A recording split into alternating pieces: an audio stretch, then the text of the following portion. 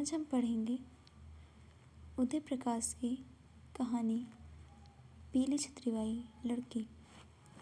यह माधुरी दीक्षित की वनंगी पीठ थी जिस पर सलमान खान ने गुलेल से निशाना ताकर बंटी मारी थी। लचकती हुई कमर और उस पीठ पे जो चोट से अचानक से रुक गई थी और माधुरी दीक्षित ने गर्दन मोड़कर पीछे देखा था। उसकी नज़र में कोई पीड़ा नहीं थी, एक नशीली अपनी पीठ की ओर आमंत्रित करती उत्सुकता थी। वह आँख माधुरी दीक्षित की नहीं, किसी चौंकी हुई हिरणी की आँख थी। एक ऐसी मूर्ख, मस्त और सनकी हिरणी जो अपने शिकारी के सामने प्यार से खुद अपने आप को परोसा करती है। राहुल ने स्टारडस्ट के सेंटर स्प्रेड में छपे उस चित्र को फेविकोल से अपने गहरे कमरे की खिड़की की कांच पर चिपका दिया था। दरअसल उधर से धूप आती थी और दोपहर दूसरी मंजिल के उस कमरा नंबर 252 में गर्मी के मारे रहना मुश्किल हो जाता था। अब माधुरी दीक्षित ने दोपहर की उस तेज जलती हुई धूप को हॉस्टल के उस कमरे में आने से रोक दिया था और अपनी खुली गुलेल की बंटी से चोट खाई पीठ उधर कर दी थी। वह लगातार अपनी मूर्ख, मस्त, सनकी आंखों से राहुल की ओर गर्दन मोड़कर देख रही थी, जैसे गुलेल से उसकी खूबसूरती लचकती हुई खुली कटावदार पीठ को निशाना राहुल ने बनाया हो। यह राहुल के अलावा और कोई नहीं जानता था कि उसने एक दिन कमरा नंबर 252 के भीतर किसी एक गोपनीय, बेहद निजी क्षण में किस तरह सलमान खान को चुपचाप बाहर निकाल फेंका था और उसकी जगह खुद आ गया था। यह सोचते ही उसका शरीर एक अजीब सी उत्तेजना और सिरहन से भर उठता था कि माधुरी दीक्षित की उस खूबसूरत मसाल पीठ को चोट पहुंचाने वाला वह खुद है। उसी की गुलेल ने सटाक से बंटी मारी और तर से बंटी लगते ही माधुरी दीक्षित ने एक उई की आवाज़ निकाली और स्टारडस्ट की उस चित्र में फीज हो गई। लड़की चोट खाना बहुत पसंद करती है, वह बिल्ली या गिलहरी नहीं है जिसकी पीठ पर प्यार से धीरे धीरे अपनी उंगलियां या हथेलियां फिराओ, उसे संभाल संभाल कर सहलाओ तो वह गुर्र गुर्र करती लोटम लोट होगी। लड़की तो वो चीज़ है जिसको जितना मारो, जितना कूटो, उसे उतना मज़ा मिलता है।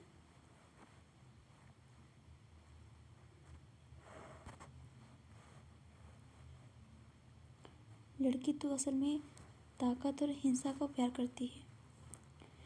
राहुल ने इसीलिए यूनिवर्सिटी के जिम में जाना शुरू किया था, जिससे वह सलमान खान की तरह अपनी भुजाओं में मछलियाँ बना सके। चीते जैसी कमर और तेंदुए जैसा धड़, वह एक चिकने, हिंसक, खूबसूरत, फुर्तीले, बनैले जानवर में खुद को ढाल लेना चाहता था। इसके बाद और क्या चाहिए? एक रैन बैन का काला चश्मा, रेंगल या लेविस की एक जींस पैंट और एक टी शर्ट, नाई के सॉक्स और वेटलैंड का बढ़िया जूता। वह कई बार सोचता, लारा दत्ता, मनप्रीत ब्रार या गुल पनाग को देखकर वह उस तरह क्यों महसूस नहीं करता जैसा माधुरी दीक्षित को देखकर करता है।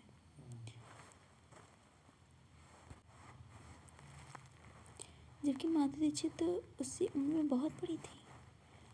हाल ही की फिल्म में विश्व सुंदरी ऐश्वर्या राय अपनी पीठ को हूबहू माधुरी दीक्षित की तरह खोलकर बार बार लचका रही थी और गर्दन मोड़ मोड़कर अपनी गंजी भूरी आंखों से राहुल की ओर देख रही थी। लेकिन सिर्फ बेकार वो बात कहाँ जो माधुरी में है। माधुरी की पीठ और दूसरी पीठों में जमीन आसमान का फर्क है। एक ऐसी कोई चीज़ माधुरी दीक्षित की पीठ में है, उसकी त्वचा में या उसकी बनावट में या उसके रंग में, जो ऐश्वर्या या दूसरों की पीठ में नहीं है। राहुल तुलनात्मक अध्ययन करता है। उसे लगता है कि गुलबनाग, सुष्मिता या लारा आदि का शरीर काफ़ी कुछ कृत्रिमता से बनाया गया है। मॉडलिंग की खास नाप जोख के लिए इंची टेप से नाप नाप कर डाइटिंग और एक्सरसाइज से तैयार किया गया कृत्रिम शरीर, फिर ऊपर से वैक्सिंग, फेशियल, साउना और क्या क्या। राहुल को वे गैर मानवीय सिंथेटिक गुड़िया लगती। उनके सिर के बाल और शरीर के रोए भी सिंथेटिक लगते थे। यहाँ तक कि उनके बगलों में शेविंग के बाद का जो हल्का नीला हरा रंग होता वह भी उसे कलरिंग लगाता ज़्यादा नहीं। बस 15 दिन इनको ठीक ठाक आदमी के तरीके से खाने पीने, दो आम लड़कियों की तरह रहने दो तो यह फंसक कर बुरा हो जाएंगी। पहचानना मुश्किल होगा, जबकि माधुरी दीक्षित की बात ही दूसरी है। चाल में या इस हॉस्टल के कमरे में भी रहने लगेंगी, मेस की दाल रोटी सब्जी भी खाएंगी, तब भी जस की तस ही रहेंगी। ऐसी कमाल, ऐसी है मस्त। माधुरी की पीठ नेचुरल है, प्राकृतिक है। यह अजब तरह से एक स्वदेशी पीठ है, बाकी पीठें सिंथेटिक और विदेशी। इसीलिए इनमें कोई जादू नहीं, राहुल ने निष्कर्ष निकाला। लेकिन उसका दूसरा वह निष्कर्ष ज़्यादा गंभीर था, जिसके अनुसार लड़कियां दरअसल चोट, पीड़ा, हिंसा और ताकत को प्यार करती हैं।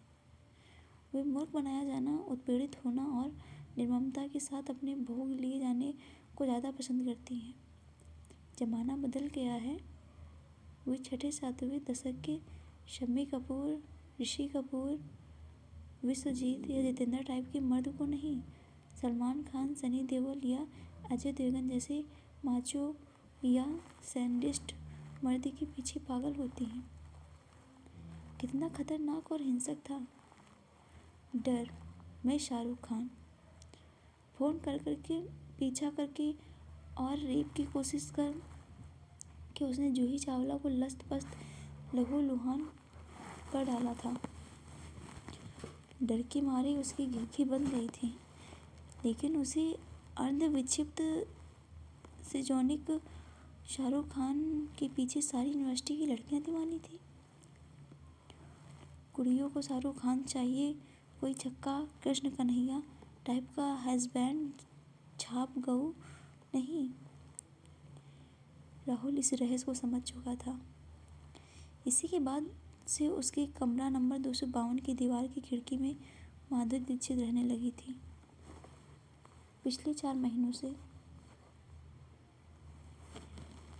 राहुल के करियर का नक्शा थोड़ा सा असामान्य था। उसने ऑर्गेनिक केमिस्ट्री में एमएससी किया था।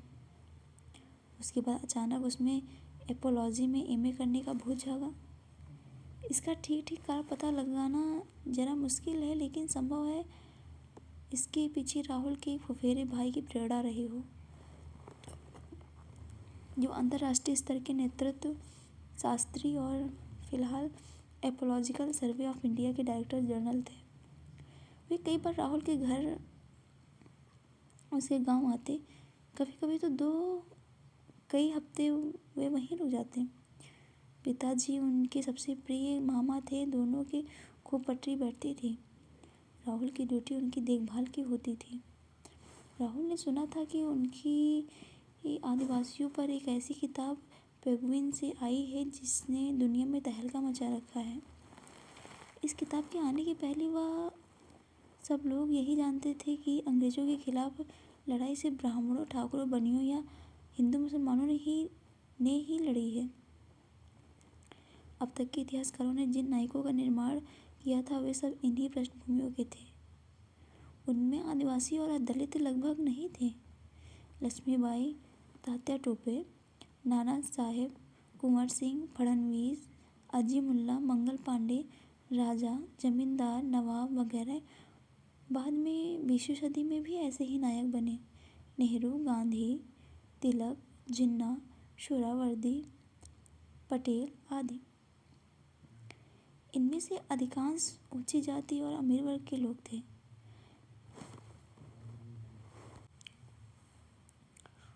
ले देकर कभी कभार डॉक्टर अम्बेडकर का नाम आता था,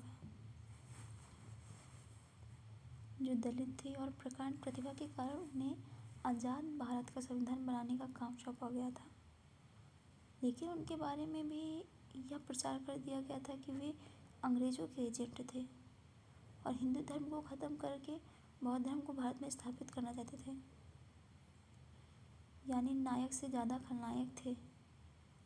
किन्नू दा की किताब ने इसीलिए तहलका मचाया कि उसमें पहली बार बहुत प्रमाणित दस्तावेजों और तथ्यों के साथ सिंह भूमि और झारखंड समेत छोटा नागपुर बेल्ट के अन्य उन आदिवासी नायकों के संघर्ष की कथा कही गई थी, जिनका महान त्रासदी भरा नायक अब तक सिर्फ बिहार, उड़ीसा और बंगाल के पिछड़े आदिवासी इलाकों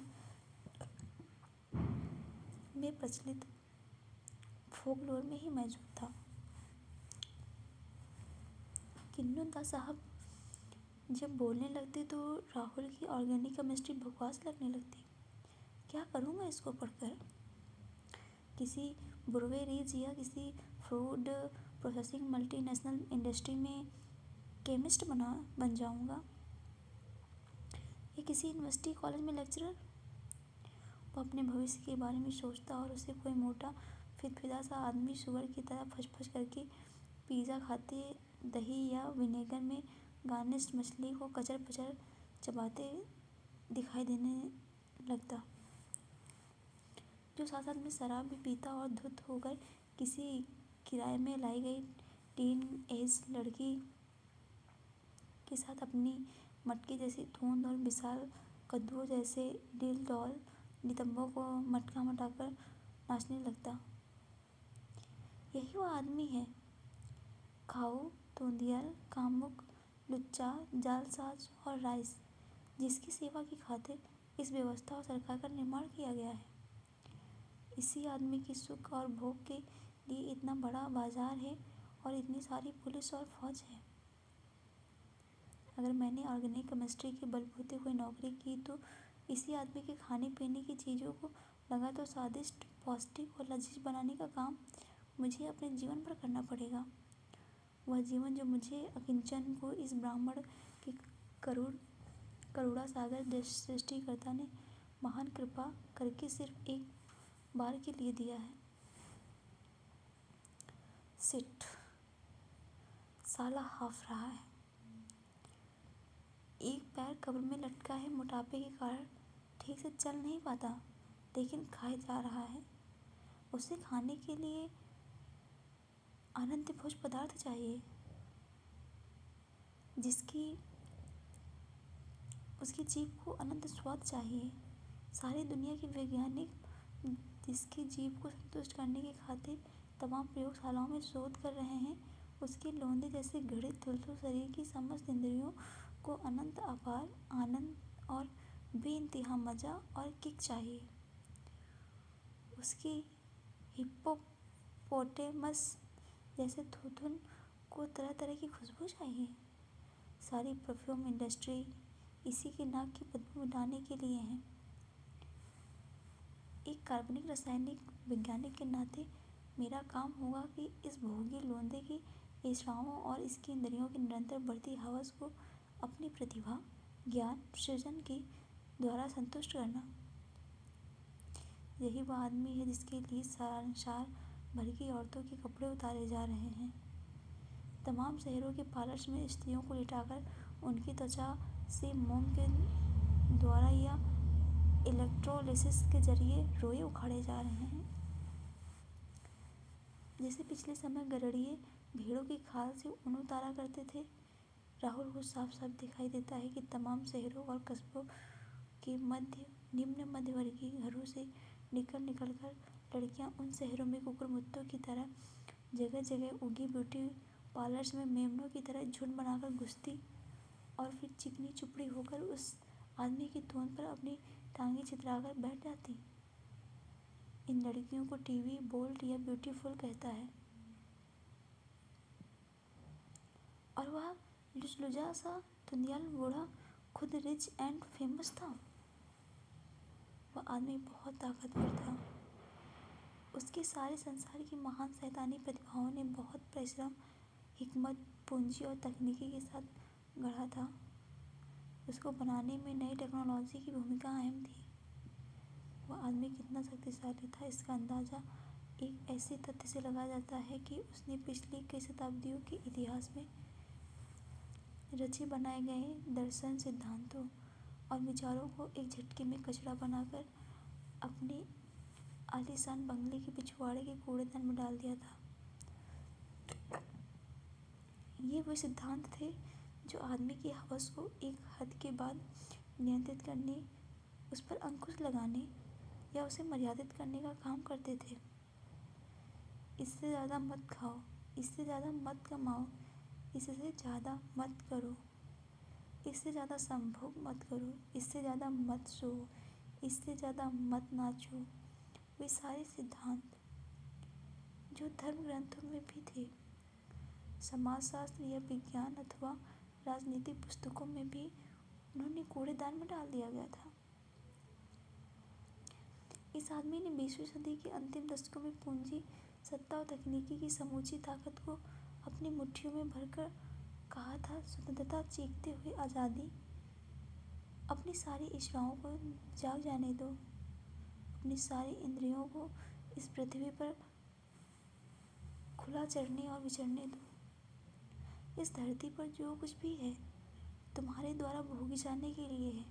ना कोई राष्ट्र है, ना कोई देश, समूचा भूमंडल तुम्हारा है। ना कुछ नैतिक है, ना कुछ अनैतिक है, ना कुछ पाप है, ना कुछ पुण्य है। खाओ पियो और मौज करो, नाचो, वोगी वोगी गाओ, वोगी वोगी खाओ, खूब खाओ, कमाओ, खूब कमाओ, वोगी वोगी। इस जगत के समस्त पदार्थ हम तुम्हारे उपभोग के लिए वोगी वोगी। और याद रखो, स्त्री भी एक पदार्थ है, वोगी वोगी। उस ताकतवर भोगी लोंदे ने एक नया सिद्धांत दिया था जिसे भारत के वित्त मंत्री ने मान लिया था और खुद उसके पर्स में जाकर घुस गया था। वह सिद्धांत दिया था कि उस आदमी को खाने से मत रोको। खाते खाते जैसे उसका पेट भरने लगेगा वह जूठन अपने प्लेट के बाहर गिराने लगेगा। उसे करोड़ों भूखे लोग खा सकते हैं। कॉन्टिनेंटल पौष्टिक जूठन। उस आदमी को संभोग करने से मत रोको। वियाग्रा खा खा कर वह संभोग करते करते लड़कियों को अपने बेड से नीचे गिराने लगेगा। तब करोड़ों वंचित देसी छड़े उन लड़कियों को प्यार कर सकते हैं, उनसे अपना घर परिवार बसा सकते हैं। यही वह सिद्धांत था जिसे उस आदमी ने दुनिया भर की सूचना संजाल के द्वारा चारों ओर फैला दिया था। देखते देखते मानव सभ्यता बदल गई थी। सारे टीवी चैनलों, सारे कंप्यूटरों में यह सिद्धांत बज रहा था, प्रसारित हो रहा था। 20वीं सदी के अंत और 21वीं सदी की दहलीज की ये वे तारीखें थी जब प्रेमचंद, टॉलस्टॉय, गांधी, टैगोर नाम तक लोग भूलने लगे थे। किताबों की दुकान में सबसे ज़्यादा बिक रही थी बिल गेट्स की किताब द रोड अहेड। वह धुंधिया अमीर खाओ आदमी गरीबी तीसरी दुनिया की नंगी विश्व सुंदरियों के साथ एक आइसलैंड के किसी महंगे रेस्टोरेंट में लेटा हुआ मसाज करा रहा था। अचानक उसे कुछ याद आया और उसने सेल फोन उठाकर एक नंबर मिलाया। विश्व सुंदरी ने उस वियाग्रा की गोली दी जिसे निकलकर उसने उसके स्तन दबाए। Hello, I am Nikladi speaking on behalf of the IAM of get me to the prime minister. Yes yes Nikladi ji, कहिए कैसे हैं? मैं प्रधानमंत्री बोल रहा हूँ। ठीक से सहलाओ पकड़ कर। ओके। उस आदमी ने मिस वर्ल्ड को प्यार से डांटा। फिर सेल फोन पर कहा, इतनी देर क्यों कर दी साईं, जल्दी करो। Power I to food, health, education सबको प्राइवेटाइज करो साईं, जरा क्विक। और पब्लिक सेक्टर का शेयर बेचो, डिसइन्वेस्ट करो, हम सब खरीदना है। बस बस, जरा सब्र करो भाई, बंदा लगा है ड्यूटी पर। मेरा प्रॉब्लम तो आपको पता है, खिचड़ी सरकार है, सारी दालें एक साथ नहीं गलती। निखलाड़ी जी।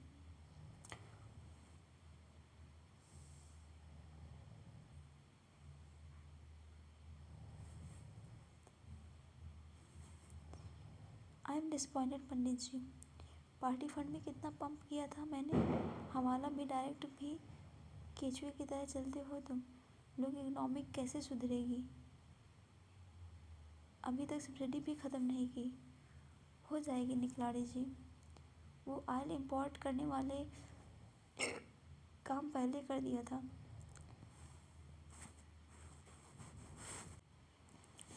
इसीलिए सोयाबीन, सूरजमुखी और तिलहन की खेती करने वाले किसान पहले ही बर्बाद थे। उसके फौरन बाद सब्सिडी भी हटा देते तो बवाल हो जाता। आपके हुक्म पर अमल हो रहा है भाई, सोच समझ कर कदम उठा रहे हैं। जल्दी करो पंडित, मेरे को बीपी है, ज़्यादा एंजाइटी मेरे हेल्थ के लिए ठीक नहीं। मरने दो सालों किसानों बैचों को। ओके।